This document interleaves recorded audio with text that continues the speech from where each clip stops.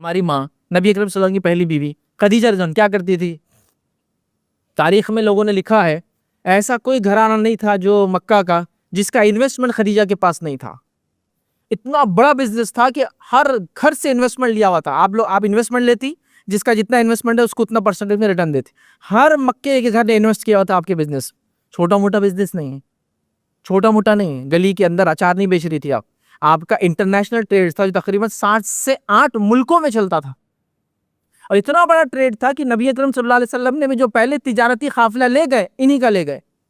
पहले चचा के साथ जाते रहे अपने आप, लेकिन जब पर्सनली डेवलप हुए और कहा मैं ले जाऊंगा, इनका काफिला ले गए बिजनेस का, सामान को फरोख्त किया। इन्होंने अपने गुलाम को साथ भेजा था, कहा इस शख्स के बारे में बड़ा सुना है, ये है वो है, देखो कैसा है, क्या क्या होता है। फिर उसने सीरत में आप पढ़िए, उसने आगे बताया अल्लाह के रसूल की अमानतदारी कैसी थी, दयानतदारी कैसी थी, आराम कैसे करते थे, फला कैसे होता था, ये वाक़या कैसे हुआ, वो वाक़या कैसे हुआ। उसने मुख्तलिफ ऐसी चीज़ें देखी जो देखकर वो हैरत अंगेज हो गया और कहा कि इन पे कुछ स्पेशल पर्सन है।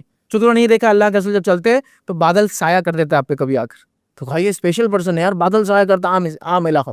तो वो समझ गए थे पहले से अदर केस, मतलब इशारे हो रहे थे अतराफ में कि आप सब नबी बनने वाले। तो अभी आपने बिजनेस किया, किसका बिजनेस किया? अपने बीवी का बिजनेस किया, उससे आप पार्टनर बने। आप ले जाते थे, जो प्रॉफिट तय होता था प्रॉफिट आप उसमें से ले लिया करते थे। फिर नबी अकरम सल्लल्लाहु अलैहि वसल्लम नबी बने, नबी बनने के बाद भी आपने इनका बिजनेस किया। एक शौहर ने अपने बीवी का बिजनेस किया, नबी अकरम सल्लल्लाहु अलैहि वसल्लम वो शौहर है और आपकी बीवी हमारी माँ उसकी ओनर है। समझ रहे हो कुछ बात को? हमारे सोसाइटी में जो मेल डोमिनेटेड सोसाइटी है उसमें सोच भी सकते हो आप, शौहर और बीवी की दुकान में काम कर रहा, बीवी की दुकान भी अपने नाम पे करेंगे वो झगड़ा करके, क्योंकि मैं मर्द हूं ना, मर्द औरत के पास थोड़ी काम कर सकता हूँ। शरीयत में नहीं है, लेकिन शरीयत में जिसकी जो मिल्कियत है उसकी रहती हो। तो नबी अकरम सल्लल्लाहु अलैहि वसल्लम ने मिल्कियत नहीं ले ली कि अब इस्लाम आ गया मिल्कियत तुम्हारी मेरी होगी, नहीं। उन्होंने बाद में हदियतन कहा कि सब अल्लाह के लिए वक्फ, जो करना है करिए। अल्लाह के रसूल ने उस तिजारत को दूसरों को दिया करने के लिए, आप भी वक्फ हो गए और जो उसकी इनकम आती थी उससे आप फायदा उठाते थे।